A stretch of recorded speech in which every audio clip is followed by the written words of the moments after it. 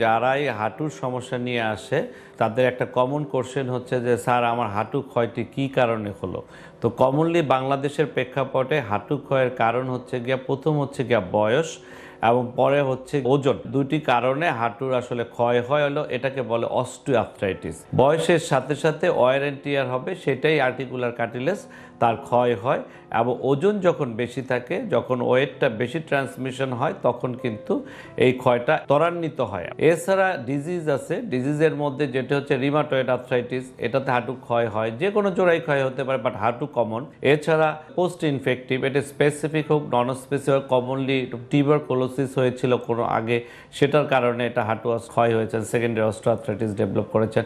এছাড়া post traumatic, আগে তার অ্যারাউন্ড দ্য নিতে কোনো ফ্র্যাকচার হয়েছিল অথবা ইন্ট্রাআর্টিকুলার ফ্র্যাকচার ছিল, ট্রিট করা হয়েছিল, তার পরবর্তীতে অস্টিওআর্থ্রাইটিস ডেভেলপ করেছেন। আর এর পরবর্তীতে যেটি একটি হয়, সেটা আমাদের দেশে খুব কমনলি যেটা হয়, সেটা হচ্ছে লিগামেন্টাস ইনজুরি। যে কোনো লিগামেন্ট, এসসিএল অথবা পিসিএল ইনজুরি হওয়ার পরে সে ট্রিট করলো না, ট্রিট না করার পরবর্তীতে 5 বছর পরে অস্টিওআর্থ্রাইটিস ডেভেলপ করা, এই অস্টিওআর্থ্রাইটিসটা অ্যাগ্রাভেট করে, খুব আর্লি অস্টিওআর্থ্রাইটিস ডেভেলপ হয়।